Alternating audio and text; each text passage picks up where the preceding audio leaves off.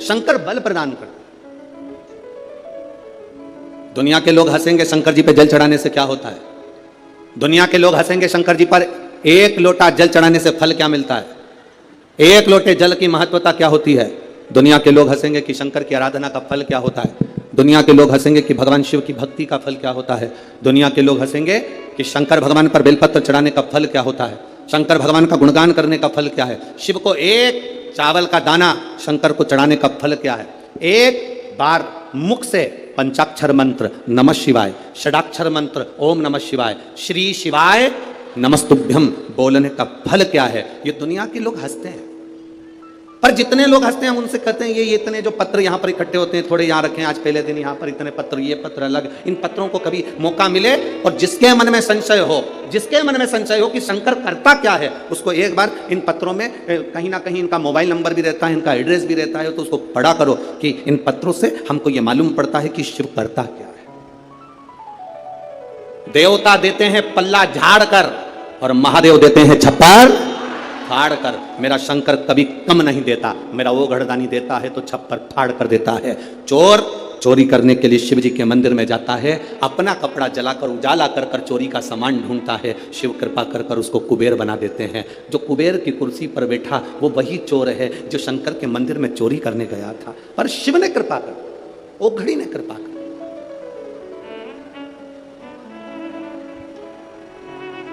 वो करुणा सागर। शंकर के जो भक्त होते हैं वो 3 बार रोते हैं। कितनी बार रोते हैं? 3 बार। शिव के जो भक्त होते हैं वो 3 बार रोते हैं। पहला, जब भगवान शंकर को पुकारते हैं, उसके हृदय में बड़ी तकलीफें होती है, कष्ट होता है, दुख होता है, तब वो भगवान को पुकारता है, तब रोता है।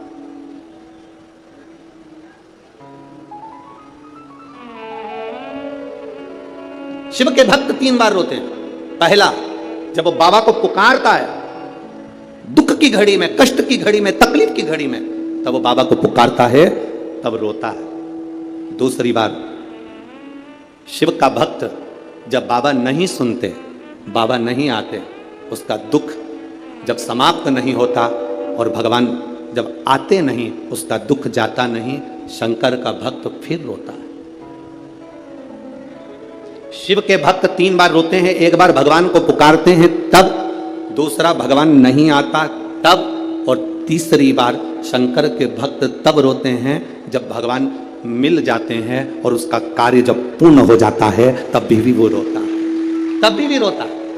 शंकर के भक्त 3 बार रोते हैं। पहली बार जब भगवान को पुकारेगा तब रोएगा, दूसरी बार जब भगवान नहीं आएंगे तब रोएगा, और तीसरी बार जब भगवान आ जाएंगे तब रोएगा। तीसरी बार इसलिए रोता है कि मेरे जैसे पापी पर भी तूने कृपा कर दी। मैंने सोचा नहीं था कि मेरा महादेव एक लोटे जल से प्रसन्न हो जाता है और मेरे ऊपर करुणा कर देता है, तब भी रोता है, तब भी। बस आपका भरोसा, आपका विश्वास दृढ़ होना चाहिए, और जितना विश्वास, जितना भरोसा आपका पक्का होगा, उतना परमात्मा को मिलने में देरी नहीं होगी।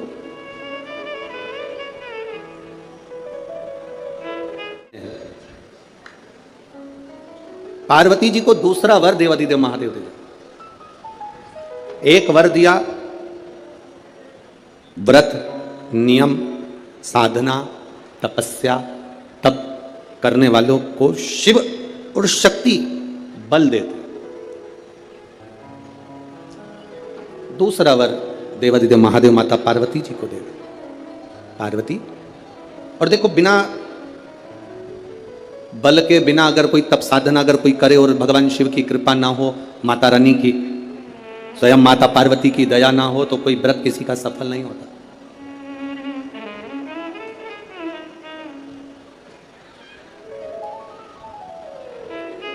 राजा प्रसेनजीत की 2 बेटी थी।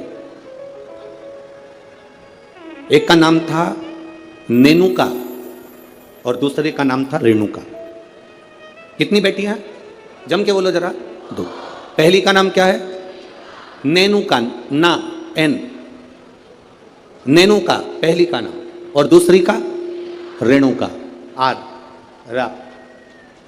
रेणुका। राजा प्रसेनजीत की दो बेटी है, एक नेनुका है, दूसरी रेणुका है। नागपुर में भी कहीं ना कहीं रेणुका माता का मंदिर होगा, है? अच्छा, एक का नाम है नेनुका, दूसरी का नाम है रेणुका। अब देखिए तप का बल कैसे प्राप्त होता है। दोनों देवियों में विचार करिए, ये दोनों राजा प्रसेनजीत की दोनों बेटी है, रेणुका और नेनुका, ये दोनों बेटी राजा प्रसेनजीत।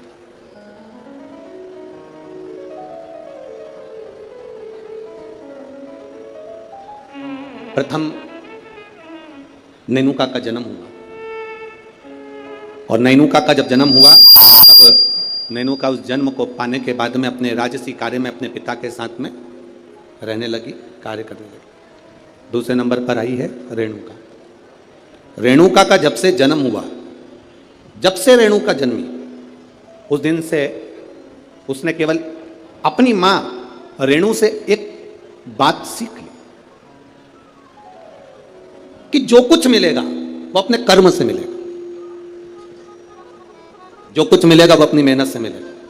इसलिए मत बुरे कर्म कर बंदे वरना पछताएगा, भगवान की आंखों से तू बच नहीं पाएगा, तू बच नहीं पाएगा। हम जिस कर्म को करें उस कर्म के बल पर हमें प्राप्ति हो। एक पत्र आया है, देखिए।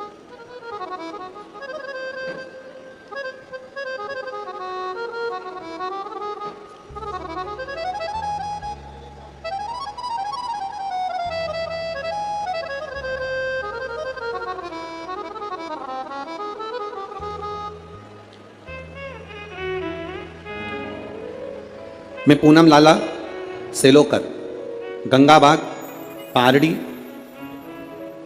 गंगाबाग पारड़ी है, पारड़ी नागपुर। कहीं बैठी हो तो अपने हाथ हिला सकती हैं। मैं पूनम लाला सेलोकर, गंगाबाग पारड़ी नागपुर की निवासी हूँ। कहीं बैठी हो तो अपना हाथ हिला सकती हैं, जहाँ कहीं भी बैठी हो। मेरा मोबाइल नंबर यह है। मेरी शादी को 12 साल हो गए थे गुरुदेव, संतान का सुख नहीं था। मैंने नागपुर के सारे डॉक्टरों को दिखाया, पर डॉक्टरों के हिसाब से उन्होंने कहा था कि तुम्हें संतान कभी नहीं होगी। सारे इलाज की रिपोर्टें भी मेरे पास में हैं। क्यों? उसका कारण यह था कि मेरे गर्भाशय में 12 mm की गठान हो गई थी, और 12 mm की गठान बहुत बड़ी गठान होती है गुरुदेव। डॉक्टरों ने कहा कि इसका ऑपरेशन कर भी देंगे तो तुम्हारी बच्चादानी में गर्भ नहीं ठहर सकता, तुम्हारे बच्चा नहीं हो सकता। तब मेरी दीदी ने कहा, आस्था चैनल पर कथा आती है, कभी 1 बजे कभी 2 बजे आती है, उस कथा को श्रवण करो। मैंने 2022 में कथा श्रवण करना प्रारंभ करा। आपने पशुपतिनाथ के व्रत का वर्णन किया। 12 साल तक मेरे यहाँ औलाद नहीं हुई गुरुदेव। जब 12 साल संतान नहीं हुई तब पशुपति व्रत करना प्रारंभ करा। सफेद आंकड़े की जड़ का प्रयोग किया, और सफेद आंकड़े की जड़ को मैंने कमर में बांध भगवान शिव का भजन करना प्रारंभ करा। आपने पीपल के पत्ते का जो उपाय बताया वो मैंने किया, और गुड़ियारी रायपुर की कथा मैंने टीवी पर आसन लगाकर सामने टीवी को चालू कर पूरी कथा गुड़ियारी रायपुर की सुनी, और बाबा की कृपा से उसी महीने में मेरा गर्भ ठहर गया, और 17 जुलाई 2023 को मुझे पुत्र रत्न की प्राप्ति हुई है। मैं बाबा को यहाँ प्रणाम करने आई हूँ। कहीं बैठी हैं क्या? बच्चा लाए हैं? बच्चा लाए हो ले आओ, अगर लाए हो तो लेकर आ सकते हो। गुरुदेव, डॉक्टर के हिसाब से मेरे यहाँ कभी संतान का सुख नहीं था, उनके हिसाब से मुझे औलाद नहीं हो सकती थी, पर बाबा देवादिदेव महादेव पर जो विश्वास किया, भरोसा किया, जल चढ़ाया, जल का आचमन किया, ये शिव की कृपा से मुझे संतान की प्राप्ति हुई। ये शिव तक है। एक पत्र और बड़ा सुंदर आया, देखिए।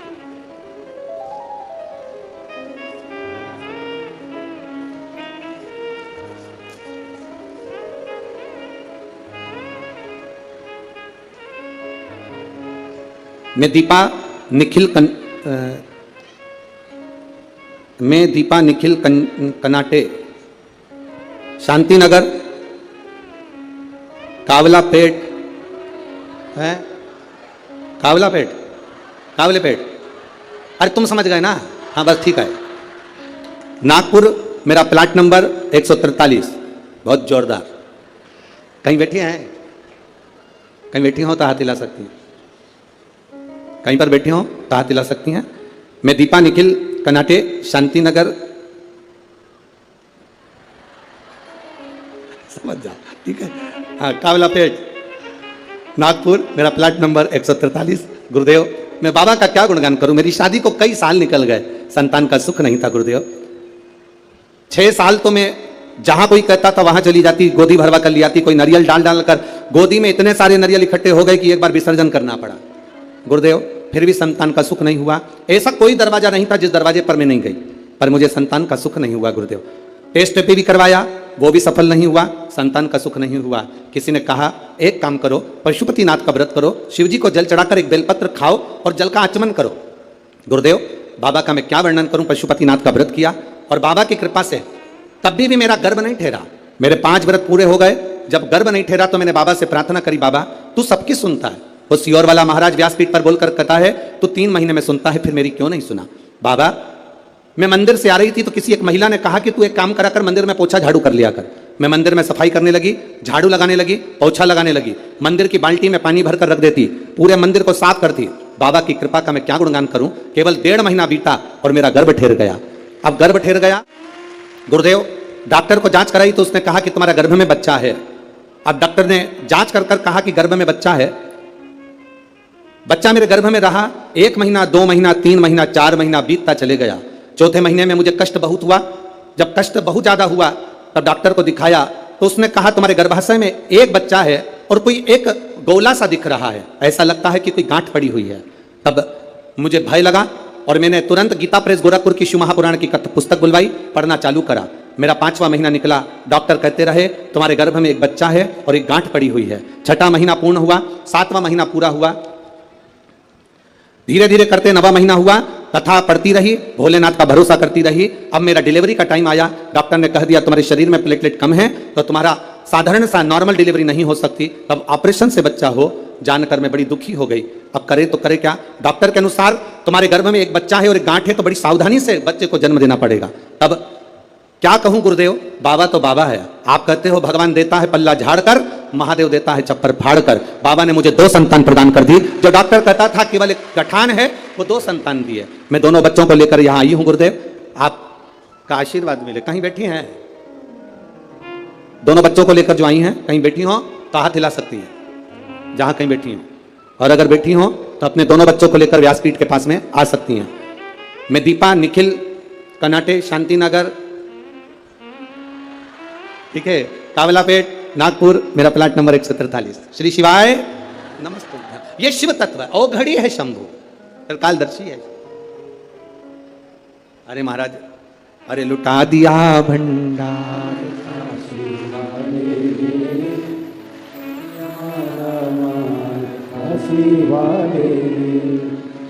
एक बात तो है, जितने लोग कथा सुनने आए हैं तुम पूरे की पूरे भजन याद करके आए हो, पक्का। बहुत बहुत साधुवाद। और एक बात तो है, विदर्भ विदर्भ है और नागपुर नागपुर है।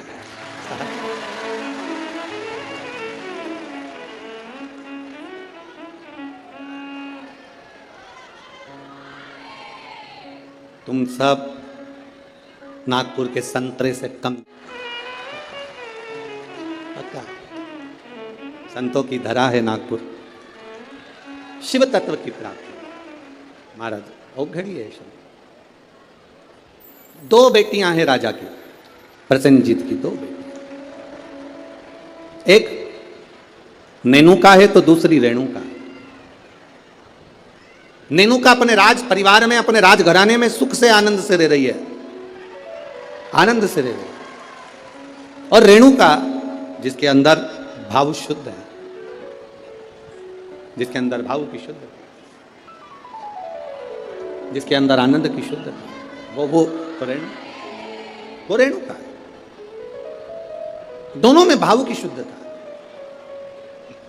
नेनुका राजघराने का आनंद ले रही है, नेनुका राजघराने का सुख पा रही है, और रेणुका राजघराने में रहने के बाद भी अपनी मां रेणु के पद चिन्हों पर चलकर भगवान देवाधिदेव महादेव की अविरल भक्ति में लीन है।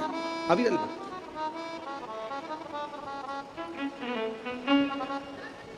शिव भक्ति में लीन है वो। समय जाता जाता है,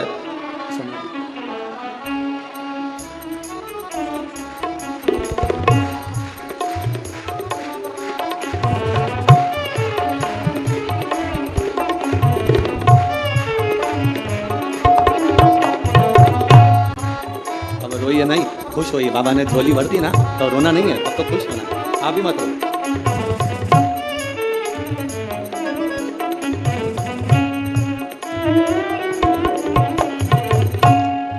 अभी तो रोने का समय गया, अब तो खुश होना। दोनों जने अच्छे से खुश होकर जाओ, रो के नहीं जाना। बाबा के दरबार से गोदी भर कर जा रहे हो और क्या चाहिए, इससे बढ़कर सुख क्या है। दोनों खुश हो। अरे लुटा दिया भंडार का कर दिया माला, ये शिव भक्ति है, शंकर की उद्धार। शिव ओघड़ी है। जहां डॉक्टर ने कह दिया था कि नहीं होगा बच्चा, संतान का सुख नहीं है तुम्हारे जीवन में, वहां देने वाला कोई साधारण नहीं है। वो त्रिकालदर्शी, वो कैलाशी, वो विनाशी शिव है, शंभु है, वो सहज नहीं है। शिव कथा कहती है, भगवान देवादिदेव महादेव का चरित्र कहता। शिव महापुराण की कथा कहती है, एक दिन राजा प्रसेनजीत ने अपनी दोनों बेटियों को बुलाया और दोनों बेटियां जब धीरे धीरे बड़ी हो गई, बड़ी होने के बाद अपनी बेटियों से पूछा, बताओ बेटियों, तुम्हारा भरण पोषण करने वाला कौन है, तुम्हारी भंडार भरने वाला, तुम्हारा भरण पोषण करने वाला, तुमको रखने वाला, संभालने वाला कौन है, बोलो।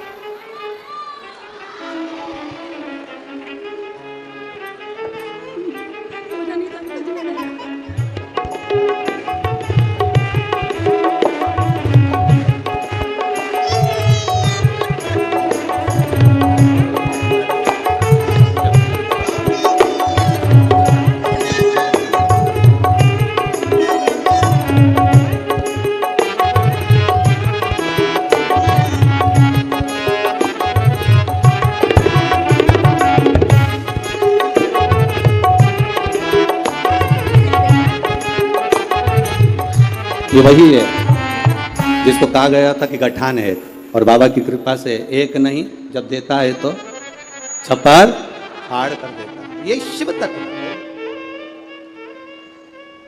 शिव भक्ति है। नेनुका और रेणुका दोनों से पूछा गया, प्रसेनजीत ने दोनों से पूछा, ये बताओ। प्रसेनजीत पूछ रहे हैं कि इस तुम्हारे जीवन का ये भरण पोषण कौन कर रहा है।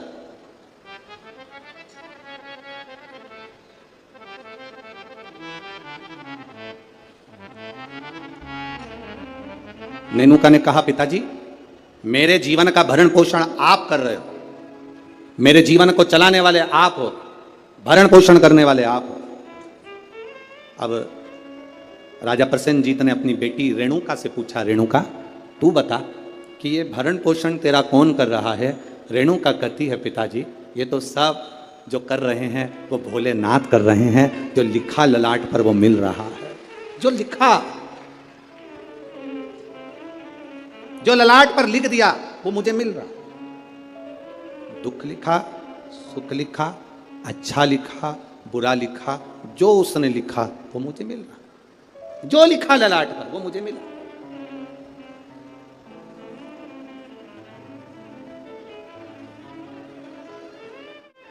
और तेरी कृपा बिना ना हिले एक भी अणु, लेते हैं श्वास तेरी कृपा से तनो तनो। जो ललाट पर लिख दिया वो कोई टाल ना सका।